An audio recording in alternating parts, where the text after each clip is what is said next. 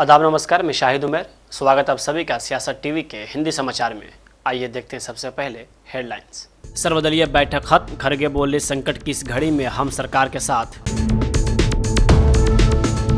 Operation सिंदूर के बाद भारत ने खोले बगलिहार बांध के दरवाजे। संजय राउत ने गृह मंत्रालय को चेताया, बोले हमें हमले का शौक नहीं, पाकिस्तान को हल्के में न ले। सर्वदलीय बैठक में सरकार का बड़ा बयान, ऑपरेशन सिंदूर पर बोले पिक्चर अभी बाकी है। जम्मू क्षेत्र में 72 घंटे का अलर्ट जारी, आरिसपुरा में खाली कराए जा रहे हैं गांव, स्कूल कॉलेज भी बंद। मालेगांव विस्फोट मामले में विशेष एनआईए अदालत 31 जुलाई को सुना सकती है फैसला। भारत के बाद अमेरिका से व्यापार डील करेगा यूके, समझौते के एक दिन पहले भी ट्रंप ने नहीं खोला पत्ता। अब खबर विस्तार से। ऑपरेशन सिंदूर के बाद बने हालात को लेकर केंद्र सरकार द्वारा बुलाई गई सर्वदलीय बैठक समाप्त हो गई है। बैठक के बाद कांग्रेस अध्यक्ष मल्लिकार्जुन खड़गे ने कहा कि संकट की इस घड़ी में हम सरकार के साथ हैं। खड़गे ने कहा कि कुछ चीज़ें ऐसी हैं जिनके बारे में हमें गोपनीयता का हवाला देते हुए जानकारी नहीं दी गई है। बैठक में गृह मंत्री अमित शाह और संसदीय मामलों के मंत्री किरण रिजिजू भी मौजूद रहे। इसके अलावा विदेश मंत्री एस जयशंकर भी मौजूद रहे। इसके अलावा कांग्रेस की तरफ से राहुल गांधी और कांग्रेस अध्यक्ष मल्लिकार्जुन खड़गे भी बैठक में शामिल हुए। बैठक में सरकार विपक्ष के नेताओं को ऑपरेशन सिंदूर के बाद की जवाबी कार्रवाई और भविष्य की तैयारियों को लेकर जानकारी दे रही है। देखिए, मीटिंग में जो उन्होंने कहा वो हमने सुना। देश के हित में उन्होंने कहा कि कोई चीज कॉन्फिडेंशियल है, रक्षा के विषय में हम उसको अब नहीं कह सकते, ये उन्होंने कहा। तो हम सभी जितने भी पार्टी के लोग थे, सभी ने ये बताया कि इस घड़ी में, इस संकट के घड़ी में हम सब आपके साथ हैं और आप जो काम कर रहे हैं करते रहिए और देश के हित में हम आपके साथ रहेंगे। बस नहीं, ये तो लास्ट टाइम भी हाजिर नहीं थे, इस बार भी नहीं है। ठीक है, ये उनकी मंशा है कि वो समझते हैं पार्लियामेंट के ऊपर है वो, तो ठीक है, जब वक्त आएगा पूछेंगे। लेकिन अब संकट की घड़ी है, इसमें कोई हम किसी को क्रिटिसाइज नहीं करना चाहते। धन्यवाद। जम्मू कश्मीर में भारी बारिश के बाद भारत ने चिनाब नदी पर बनने बगलिहार डैम के दरवाजे खोल दिए हैं। जानकारी के मुताबिक रामबन क्षेत्र में भारी बारिश के कारण बढ़ते जलस्तर को नियंत्रित करने के लिए बांध के कई गेट खोलने पड़े हैं। लगातार भारी बारिश के कारण चिनाब नदी का जलस्तर तेजी से बढ़ रहा है। बांध के दरवाजे खुलते ही पानी का तेज बहाव पाकिस्तानी इलाकों में बढ़ा है। बताया जा रहा है कि इससे पाकिस्तान में बाढ़ का खतरा बढ़ सकता है। पहलगाम हमले के बाद भारत ने पाकिस्तान पर वाटर स्ट्राइक करते हुए सिंधु जल समझौता तोड़ दिया था। बगलिहार और सलाल डैम के दरवाजे बंद करके पाकिस्तान का पानी रोक दिया था। पानी रोके जाने के 2 दिन के बाद अचानक भारत की तरफ से दरवाजे फिर से खोल दिए गए। इससे पाकिस्तान की तरफ बाढ़ का खतरा बढ़ गया है। कहा जा रहा है कि चिनाब नदी से माराला हेड में 28,000 क्यूसेक पानी छोड़ा गया है। अचानक छोड़े गए भारी पानी से पाकिस्तान के सियालकोट, गुजरात और हेड कादराबाद में बाढ़ का खतरा मंडरा रहा है। पाकिस्तान में कई इलाकों में बाढ़ को लेकर चेतावनी जारी की गई है। भारत ने सिंधु जल संधि को फिलहाल रोक दिया है। चिनाब नदी भी इसी संधि का हिस्सा है। सिंधु नदी तंत्र में झेलम, चिनाब, रावी, ब्यास और सतलुज नदियां शामिल हैं। 1960 की संधि में इनके पानी के इस्तेमाल के अधिकार भारत और पाकिस्तान के बीच बांटे गए थे। पाकिस्तान की खेती का ज्यादातर हिस्सा सिंचाई के लिए इसी नदी तंत्र पर निर्भर है। पहलगाम आतंकी हमले का बदला लेने के लिए 6 और 7 मई के बीच रात 1:44 पर भारतीय सेना ने ऑपरेशन सिंदूर के तहत पाकिस्तान के 9 आतंकी ठिकानों को ध्वस्त कर दिया। इस ऑपरेशन सिंदूर पर संजय राउत ने प्रतिक्रिया दी है। संजय राउत ने कहा कि भारतीय सेना ने पाकिस्तान के खिलाफ जो एक्शन लिया है वो गर्व की बात है। भारतीय सेना को हमला करने का शौक नहीं है। पाकिस्तान ने हमारी 26 बहनों का सिंदूर उजाड़ दिया, इसलिए हमने उन पर हमला किया। पाकिस्तान को हल्के में नहीं लेना चाहिए क्योंकि यहाँ पाकिस्तान के स्लीपर सेल है। पाकिस्तान के स्लीपर सेल पर यहाँ नज़र रखना चाहिए। इंडियन आर्मी ने दहशतगर्द पाकिस्तान के खिलाफ जो एक्शन लिया है वो गर्व की बात है। इंडियन आर्मी एक प्रोफेशनल आर्मी है पूरे विश्व में, एक उनको प्रतिष्ठा है हमारे आर्मी को। वो किसी के ऊपर जानबूझकर हमला नहीं करते कि शौक़ है हमला करने का, जैसे पाकिस्तान वाले करते हैं और कोई करते हैं। आपने हमारे 26 जो बहनों का सिंदूर ख़त्म कर दिया तो हमने आपके ऊपर हमला किया। हमने कोई नागरिक जो लोग क्या बोलते हैं उनको, सिविलियंस के ऊपर हमला नहीं किया है। हमने आपके मिलिट्री कैंप पर हमला नहीं किया है। हमने टेररिस्ट अड्डे के ऊपर हमला किया है और वो कोई गलत नहीं है। हमें भी हमारी रक्षा करने का पूरा अधिकार है, बदला लेने का अधिकार है। वो हमारे आर्मी ने किया है और आगे भी करना चाहिए। आज जो मीटिंग है सर्वपक्षीय और पार्टी में, ठीक है, जब पहलगाम में हमला हुआ तो मीटिंग बुलाई जल्दबाजी में। हम उस मीटिंग में नहीं थे, कारण कुछ भी देते हैं लोग, लेकिन हमारा ये कहना था भाई पहले एक्शन लीजिए, 24 घंटे में एक्शन लीजिए और बाद में ऑल पार्टी मीटिंग बुलाइए। एक्शन की बात नहीं हो रही है, मीटिंग में हम क्या बात करेंगे और आप क्या बताएंगे? लोग कैसे मारे, कहाँ से आए, क्या हो गया, लोग कैसे रोते बिछलते रहे? नहीं, अब एक्शन हो गई है और एक्शन बहुत ही ज़बरदस्त है।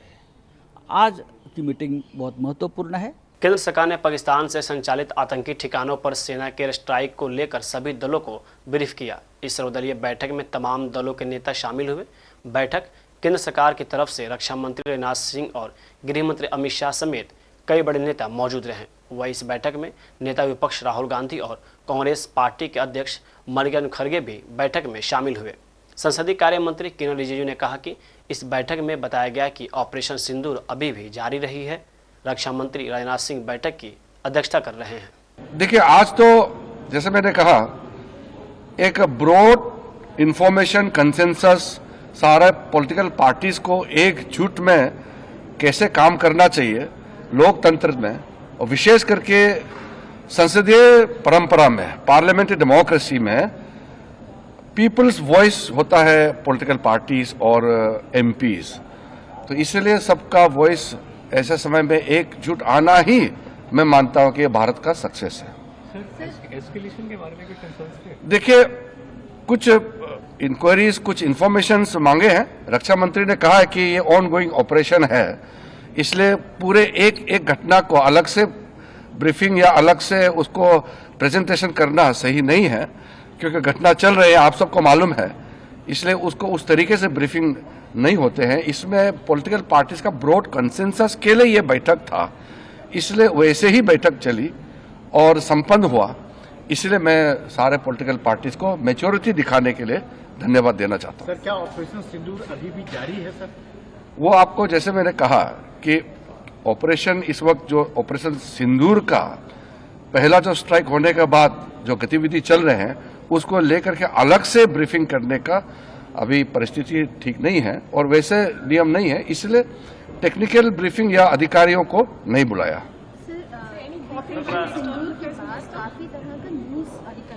देखिए, फेक न्यूज के बारे में हमारे कई सदस्यों ने उठाया है। जो फेक न्यूज है, हमारा देश का एकता को कमजोर करने के लिए कई गलत नैरेटिव्स या फेक न्यूज चलाने का प्रयास कर रहा है। इसका मुद्दा सामने में आया है और हम अपील करना चाहते हैं कि ऐसे समय में कोई फेक न्यूज, गलत तरीके से नैरेटिव कोई अगर चलाते हैं बाहर से देश के अंदर में, तो उसको विश्वास ना करें और कोई भी न्यूज ऑथेंटिक हो तभी इसको विश्वास करें। It is a composite meeting, so रक्षा मंत्री briefed on behalf of the government. वही सर्वदलीय बैठक के बाद एमआईएम प्रमुख असदुद्दीन ओवैसी ने कहा कि सरकार के पास कश्मीर में पाकिस्तान से भिड़ने और कश्मीरियों को अपनाने का सुनहरा मौका है। पूंछ में जिन लोगों की जान गई उन्हें आतंकवाद पीड़ित घोषित किया जाना चाहिए और सरकार को उन्हें मुआवजा देना चाहिए, उनके लिए घर मुहैया कराने चाहिए, क्योंकि पाकिस्तान के संघर्ष विराम उल्लंघन के कारण उन्होंने अपना सब कुछ खो दिया है। कई अंतर्राष्ट्रीय मीडिया आउटलेट्स ने बताया है कि बठिंडा में एक राफेल गिरा है। भारतीय वायुसेना को इसका खंडन करना चाहिए क्योंकि हमारे पास जवानों का मनोबल इससे नहीं गिरना चाहिए। कश्मीर में गवर्नमेंट को के पास एक बहुत सुनहरा मौका है, तारीखी मौका है कि वो यकीनन पाकिस्तान को कन्फ्रंट करें मगर कश्मीरियों को अडॉप्ट करें। आप कश्मीरियों को खरीब करें और ख़ास तौर से मैंने कहा कि जो पूंछ में जो लोगों की मौत हुई, सिविलियन लोगों की, और उरी में जो लोग जख्मी हुए, जिनके घर को नुकसान पहुंचा, गवर्नमेंट उनको टेररिस्ट विक्टिम का ऐलान करे क्योंकि पाकिस्तान शेलिंग में उनकी मौत हुई है और सिक्योरिटी रिलेटेड एक्सपेंडिचर के तहत मरने वालों को एक्सग्रेशिया दे और सरकार उनका घर बना के दे।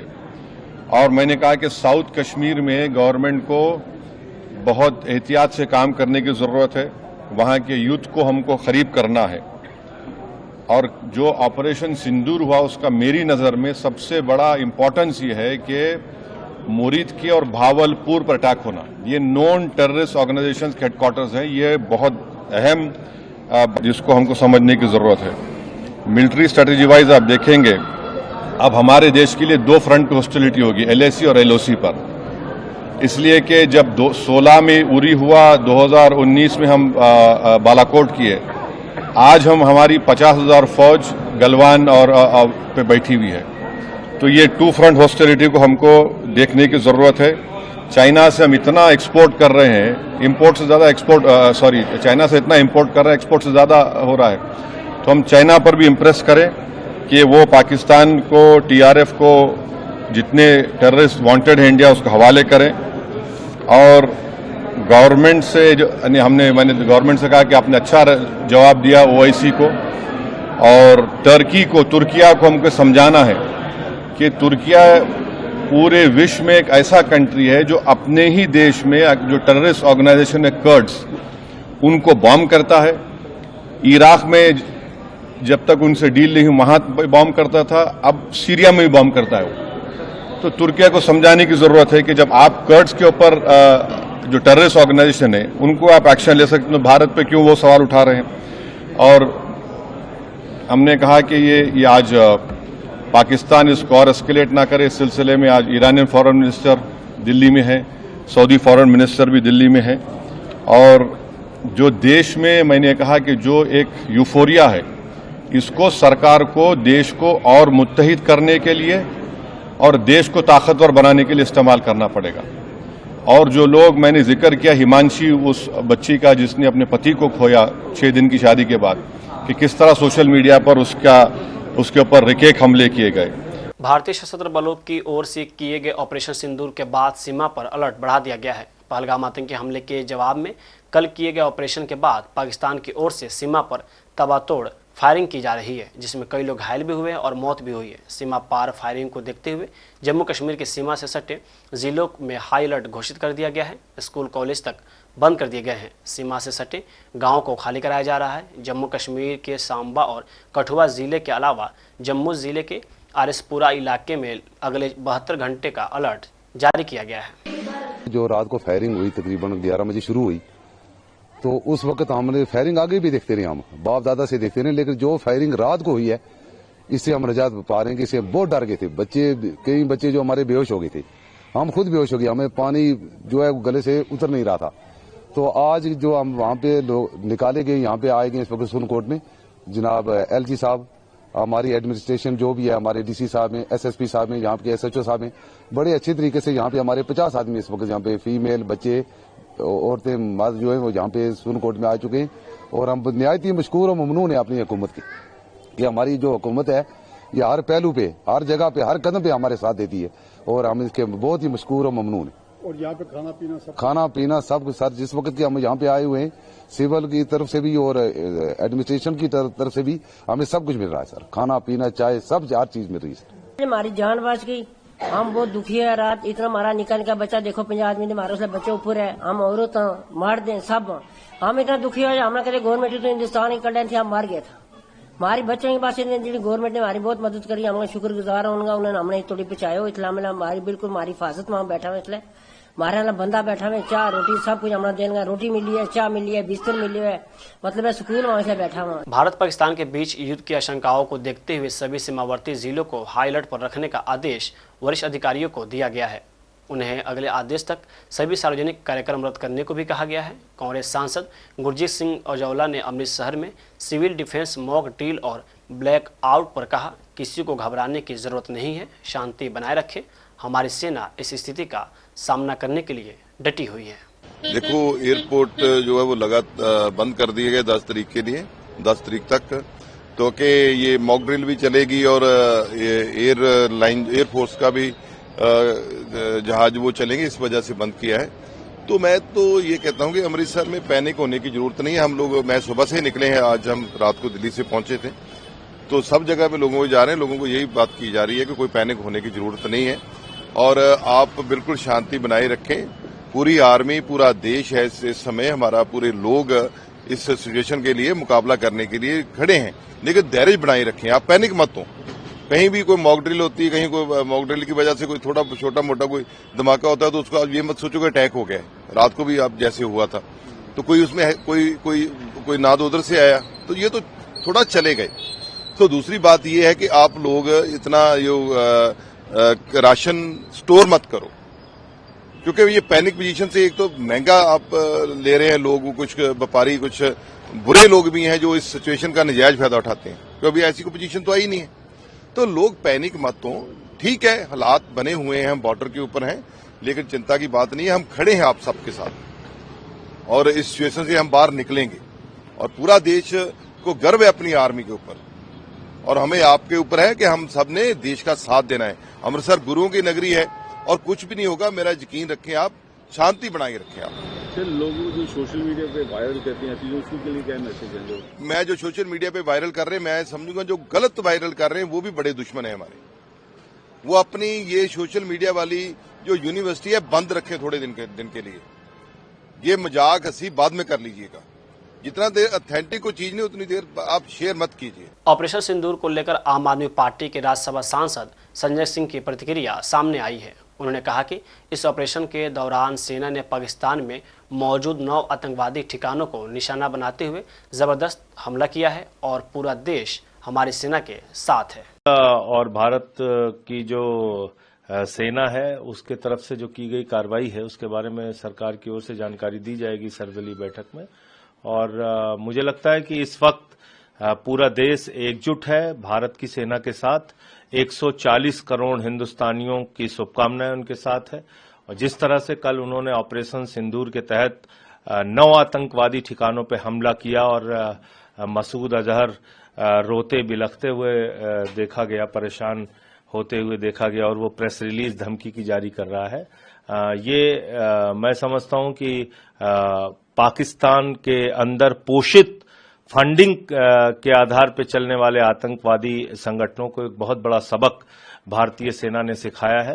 और आज जो जानकारी सरकार देगी वो हम लोग उसको प्राप्त करेंगे। आप लोग की तरफ से क्या कुछ बातें रखी जाएंगी, कुछ मांग या कुछ भी जो? मुझे लगता है ये कोई ज्यादा बात करने का वक्त नहीं है। ये पूरा देश और पूरे देश की भावना एक ही है, आतंकवादियों का सफाया करो और पाकिस्तान को मुंहतोड़ जवाब दो। जिस तरह से उन्होंने कायराना हरकत की, गुरुद्वारे पे हमला किया और वहां पर लोग शहीद हुए हैं, पुंछ में हमला किया, वहां पे नागरिक मारे गए हैं, तो अभी और इनको मुंहतोड़ जवाब भारत की सेना और भारत की सरकार देगी। लगातार सीजफायर वायलेशन हो रहा है, कई लोगों की जान जा रही है, खासतौर पर सीमावर्ती इलाकों में। हमारे एक हरियाणा के जवान भी शहीद हुए हैं, शहीद दिनेश शर्मा। मैं उनको भी सर झुका के नमन करता हूं, उनके सर्वोच्च बलिदान को, उनको श्रद्धांजलि देता हूं अपनी।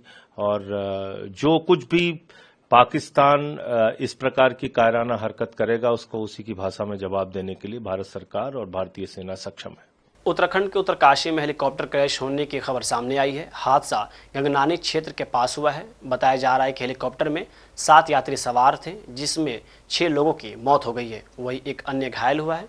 बचाव दल मौके पर मौजूद है। इन दिनों उत्तराखंड में 4 धाम यात्रा भी चल रही है। ये तीर्थयात्री का हेलीकॉप्टर था या नहीं, इसका भी पता नहीं चल पाया है।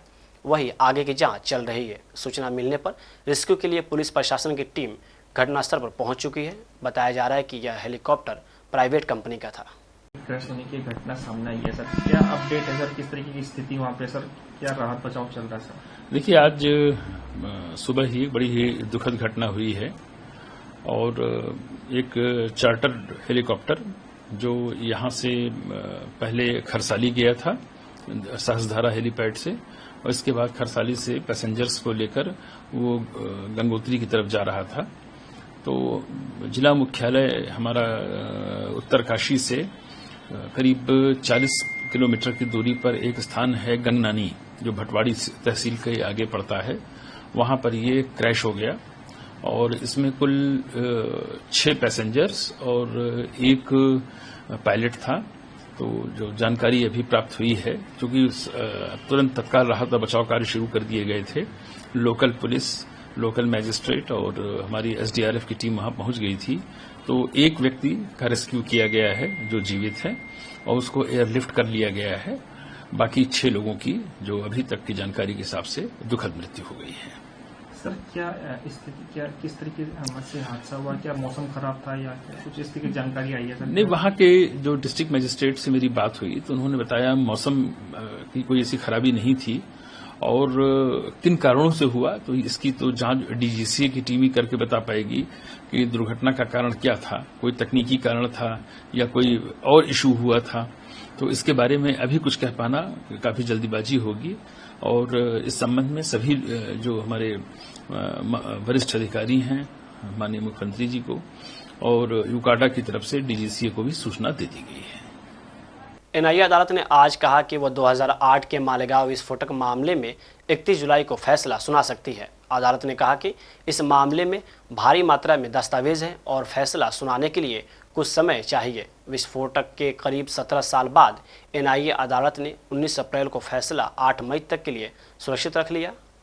हालांकि मामले की सुनवाई कर रहे विशेष न्यायाधीश ने इसे अगली तारीख तक के लिए सुरक्षित रखा है। न्यायाधीश ने अदालत में मौजूद आरोपियों से कहा कि मामले में भारी मात्रा में दस्तावेज हैं और फैसला सुनाने के लिए कुछ समय लगेगा। उन्होंने मामले में सभी आरोपियों को अगली तारीख तक यानी 31 जुलाई को उपस्थित रहने को कहा है। कोर्ट ने क्या कुछ कहा? जजमेंट आने वाला था, ऐसा नहीं था। जज साहब ने जैसे तारीख देते हैं फॉर्मली, वैसे आज भी डेट थी। ये तो किसने कहा क्या कहा मुझे पता नहीं, लेकिन आज डिसीजन होना था, ऐसा कुछ निश्चित नहीं था। अगली डेट पे डिसीजन होगा, ये तय है। क्या कोर्ट ने कहा कि वो ज्यादा पढ़ने थे इसलिए पढ़ने में देर लगी? हाँ, और कौन सी तारीख? जज साहब ने कहा कि उसके लाख से ज्यादा पेज हैं और इसलिए बड़ा केस है, इसमें समय लगता है। किसी के साथ अन्याय नहीं होना चाहिए और सबको न्याय मिले, इस तरह से वो केस को जो उसका नियम है वह जज साहब ने आज पूरा किया है और अगली डेट जो दी है वो 31 जुलाई दी है। और सभी लोग को पेश करने के लिए सबको उपस्थित होना है, क्योंकि डिसीजन है, निर्णय अपना है और होना ही चाहिए। सबको उपस्थित और होंगे। भरोसा है रिजल्ट?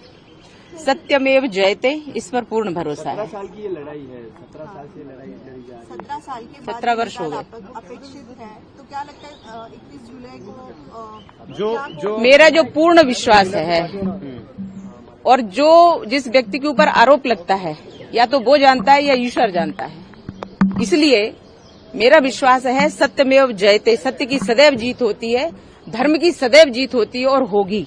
आपको लेकर कैपिटल पनिशमेंट की मांग की है सरकारी पक्ष की तरफ से, मतलब वो आज भी मानते हैं कि कहीं न कहीं जो ये हुई है उसमें आपका सक्रिय रोल है। देखिए, ऐसा है, एटीएस चाहती तो मुझे मेरी मुंडी उसी दिन मरोड़ देती।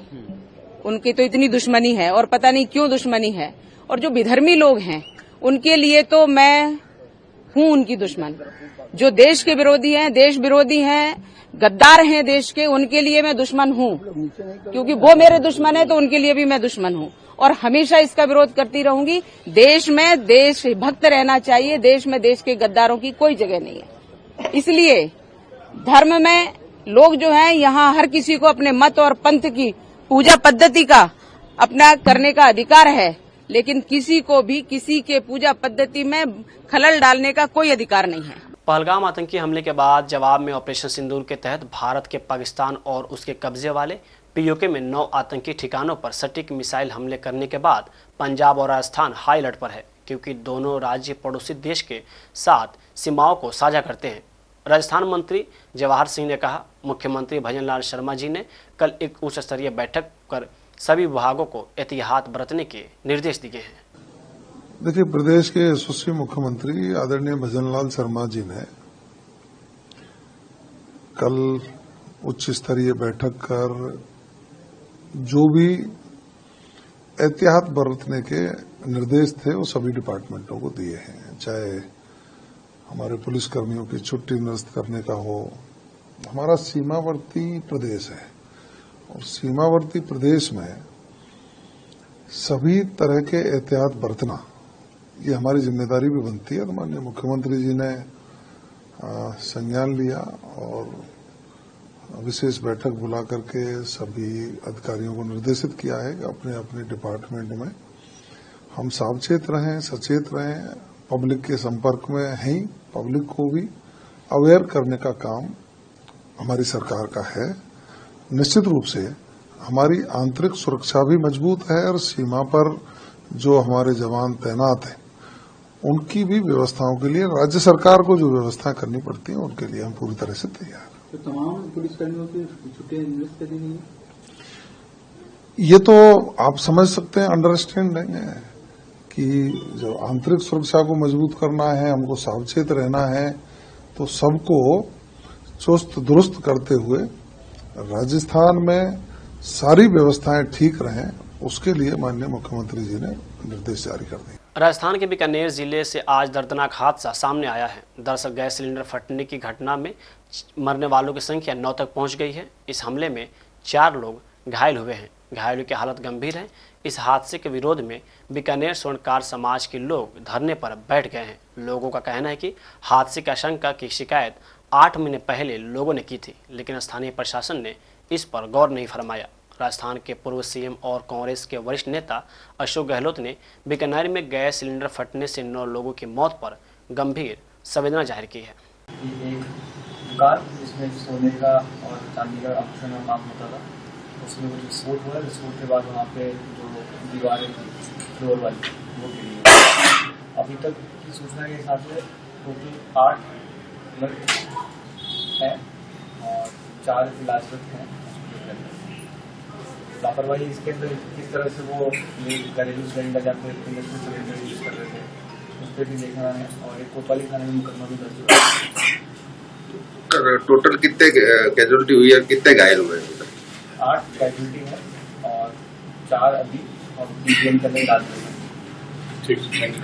वही अमेरिकी राष्ट्रपति डोनाल्ड ट्रंप ने पूरी फिल्म दिखाने से पहले एक टीजर दिया है। फिल्म का टॉपिक क्या है यह तो पता है, लेकिन फिल्म में एक्टर कौन है यह आधिकारिक तौर पर नहीं पता चला है।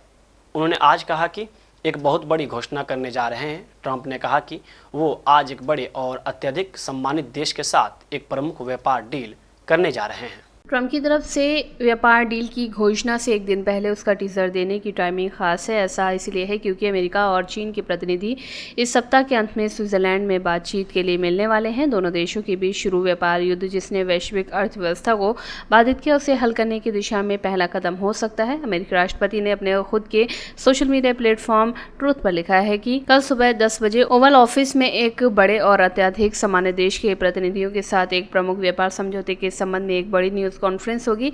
ये कईयों में से एक पहला है। अमेरिका अखबार के मुताबिक समझौते की योजनाओं में परिचित कई लोगों का हवाला देते हुए बताया कि ट्रंप ब्रिटेन के साथ एक समझौते पर सहमत होने के लिए तैयार हैं और 9 मई को उसी के साथ डील पर मुहर लगेगी। वहीं टाइम्स ने कहा कि स्पष्ट नहीं है कि क्या ब्रिटेन के साथ अमेरिकी व्यापार समझौते को अंतिम रूप दिया गया है, क्या दोनों देश सिर्फ किसी समझौते के लिए रूपरेखा की घोषणा करेंगे। हिंदी समाचार यही समाप्त होता है। मुझे दे इजाजत। बाकी खबरों के लिए बने रहें सियासत टीवी के साथ।